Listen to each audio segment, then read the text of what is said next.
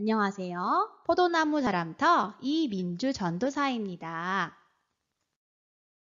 절기가 뭐예요? 미니 강의 두 번째 시간. 대림절, 성탄절에 대해 살펴보도록 하겠습니다. 대림절은 성탄절 전 4주 동안 아기 예수의 오심을 기다리는 절기입니다. 대림절의 색깔은 희망의 기다림을 나타내는 밝은 보라입니다. 대림절은 기다릴 때 임할 임자를 써서 임함을 기다린다라는 의미에서 대림절이라고 불립니다.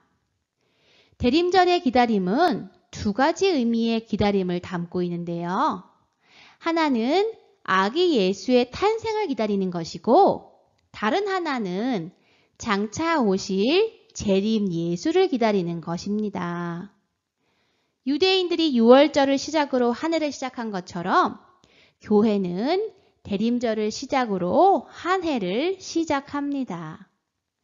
이러한 기다림의 소망으로 대림절 4주를 지나 드디어 성탄절을 맞이하는데요. 성탄절은 성자 하나님께서 예수 그리스도로 이 세상에 탄생하셔서 우리를 위해 자신을 내어주신 놀라운 사건입니다.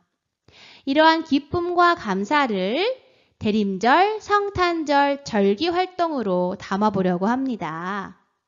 여기서 한 가지 기억할 것은 이런 절기 활동은 꾸미고 장식하는 데 목적이 있는 것이 아니라 구체물을 통해 우리의 몸과 감각으로, 문화로 대림과 성탄의 의미를 깊이 경험하기 위함이라는 사실을 꼭 기억해 주시기 바랍니다.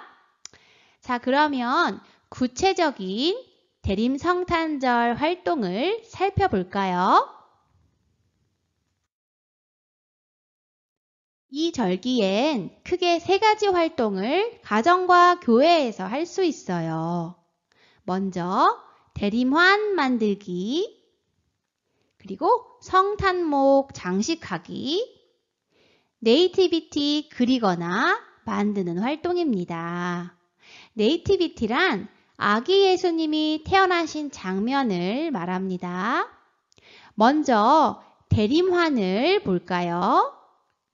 대림환에서 이 동그란 환은 예수님이 쓰셨던 가시 면류관을 상징하기도 하고 동시에 장차 우리가 얻게 될 생명의 면류관을 상징하기도 합니다.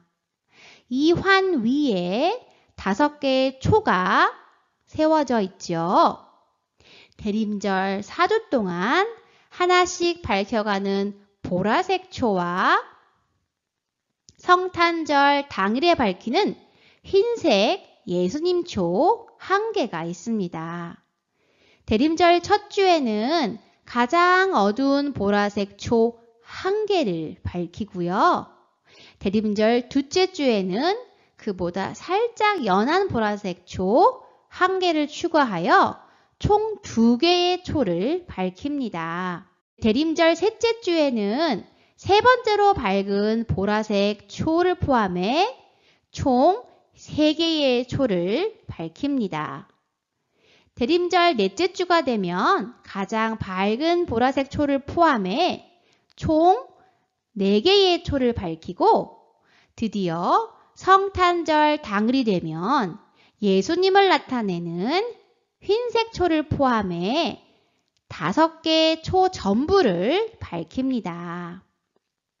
이렇게 예수님의 탄생을 중심으로 세상의 짙은 어두움이 점점 밝아져 간다는 의미를 초 색깔의 변화를 통해 보여주는 것이지요. 두 번째 활동은 성탄목 꾸미기 활동인데요.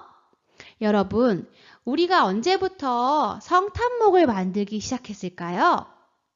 성탄목은 6세기 혹은 7세기 유럽에서 만들기 시작했습니다. 성탄목의 이 나무는 에덴 동산의 생명나무 혹은 예수님이 달려 죽으신 십자가 나무를 상징합니다. 성탄목을 꾸미는 방식도 크게 두 가지 전통이 있습니다.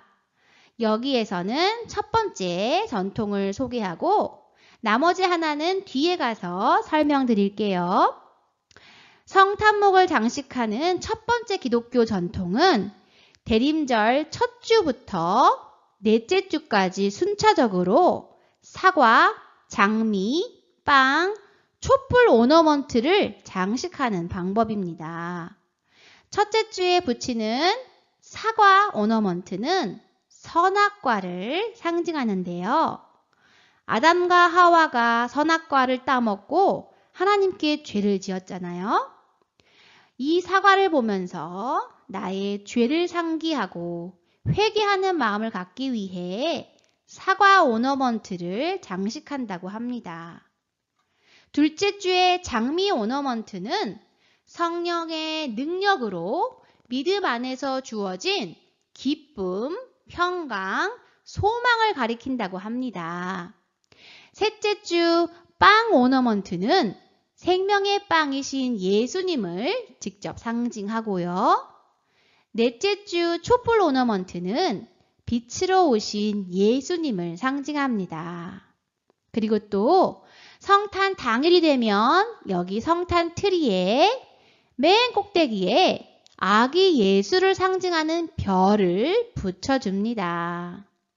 여러분, 성탄 트리에 이런 복음이 담겨 있다는 사실 새롭지 않나요? 세 번째, 아기 예수 탄생 장면인 네이티비티는 교회와 가정에서 그림으로 그리거나 크고 작은 설치물들로 전시하기에 아주 적합한 테마입니다. 이번에는 교회나 기관에서 만들 수 있는 대림환의 예시를 소개할게요. 첫 번째 사진은 저희 교회에서 사용했던 대림환인데요. 대림절 첫째 주 예배에서 한 사람이 초 하나를 밝히고 예배를 시작합니다. 대림절 둘째 주일 예배 때는 두 사람이 나와서 초 2개를 점화하겠죠. 이 사진은 저희 교회가 운영했던 카페에서 대림환을 설치해 놓았던 건데요. 대림환은 이렇게 유치원이나 기관이나 혹은 카페와 같은 상업 공간에서도 문화로 복음을 소개하는 아주 유용한 도구입니다. 여기 벽에다가, 카페 벽에다가 대림환의 성탄의 그 의미들을 적어 놓고 초를 2개를 이렇게 켜놨더니 손님이 묻습니다. 왜 초를 2개만 켜셨나요? 그때 우리는 자연스럽게 아기 예수 탄생 이야기를 들려줄 기회를 갖는 거죠. 처음에 이렇게 초로 해보니까 위험하기도 하고 또 초 소비도 많아서 나중에는 이렇게 건전지 초로 대림환을 만들기도 했습니다. 이번에는 가정에서 대림환 만들기 예시인데요. 가정에서 하루 종일 초를 켜놓기에는 안전성이나 또 경제적인 문제가 있기 때문에 이렇게 저녁 식사 시간에만 켜놓는다거나 혹은 가정 예배 시간에만 켜놓는 방법도 있습니다. 여기 보니까 초가 3개예요. 대림절 셋째 주에 가정 예배 모습이구나. 그것을 알 수 있고요. 이 사진에서는 초가 2개가 붙여 있네요. 대림절 둘째 주 저녁 식사 시간이구나 라는 사실을 알 수 있습니다. 조금 전에 성탄목 장식의 한 전통을 소개해 드렸잖아요. 이제 나머지 한 전통을 마저 소개해 드릴게요. 이렇게 대림절 첫째 주에는 성탄목에 아무것도 붙이지 않습니다. 그런데 주차가 더해갈수록 점점 오너먼트를 추가하는 방식으로 성탄목을 꾸밀 수도 있어요. 마지막 넷째 주가 되면 이렇게 화려한 빛까지 장식을 합니다. 여러분, 이렇게 대림절 주차가 더해갈수록 성탄목이 변화되고 대림환의 초가 더해가는 것이 아이들에게 어떤 영향이 있을까요? 바로 예수님의 오심과 탄생을 감각으로, 몸으로, 눈으로 경험하게 된다는 것입니다. 여기 보시면 선물이 보이시죠? 성탄목 아래에 선물이 있는데 이 선물은 대림절 첫 주부터 4주 내내 아이들 각각의 이름이 적힌 선물 박스를 요 나무 밑에 놓습니다. 그러면 우리 아이들은 자신의 이름이 써있는 이 선물을 바라보며 매주 이 선물 받기를 얼마나 기다리고 고대하겠어요. 마침내 25일 성탄 예배가 끝나고 여기에 이렇게 4주 동안에 놓아져 있었던 선물을 받는 그 기쁨, 그 경험을 한 아이들은 예수님이 오시는 기쁨이 이런 기쁨이구나. 예수님께서 오시는 게 이렇게 기쁘구나. 이런 사실을 감각으로, 비유로 알게 되는 거죠. 이것을 감각적 유비라고 합니다.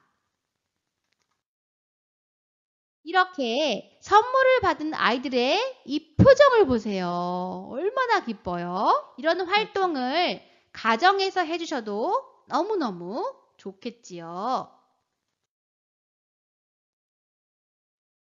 가정에서 이렇게 자녀들과 함께 성탄목을 꾸미고 이렇게 오너먼트도 장식하고 또 그 아래에 선물도 놓았다가 성탄절 예배가 끝난 후 이렇게 나눠주시는 것도 아주 좋은 방법일 것입니다. 자, 이번엔 교회에서 네이티비티 설치하는 예시인데요. 규모가 크고 공간에 여유가 있는 교회는 이렇게 실물 사이즈로 네이티비티를 설치해 주시면 가장 좋겠죠. 말구유에 오신 아기 예수님을 오늘 이곳에 이렇게 재현함으로써 2000년 전 예루살렘 현장으로 돌아가는 경험을 하게 되는 것이죠. 작은 교회의 경우엔 이렇게 작은 네이티비티 피규어들로 세팅을 해놓으면 아이들이 가까이 와서 아주 자세히 쳐다봅니다. 대림 성탄 절기마다 이렇게 예수님의 탄생 장면을 이런 구체물과 장식물들로 보여주는 것은 우리 아이들의 영성이 형성될 수 있는 아주 중요한 영적 환경을 제공하는 것입니다. 가정에서 네이티비티는 좀 더 다양하게 실천할 수 있어요. 여기 첫 번째 사진을 보시면 포근한 느낌의 뜨개실로도 만들어 볼 수 있고요. 또 가족들과 함께 연극으로 그 네이티비티 장면을 연출할 수도 있겠어요. 그리고 이것은 시중에 판매되는 아주 간단한 종이로 A4 반 정도만한 종이로 만들어진 제품인데요. 이렇게 색칠해서 말구유가 있는 마구간을 표현을 하고 또 종이 피규어들로 이렇게 인물들을 이렇게 풀로 붙이고 아주 작은 조명, 이 간단한 조명 하나를 이렇게 놓습니다. 이게 그렇게 고가도 아니고 또 복잡하지도 않고 아주 쉽게 만들 수 있는 이런 만들기인데요.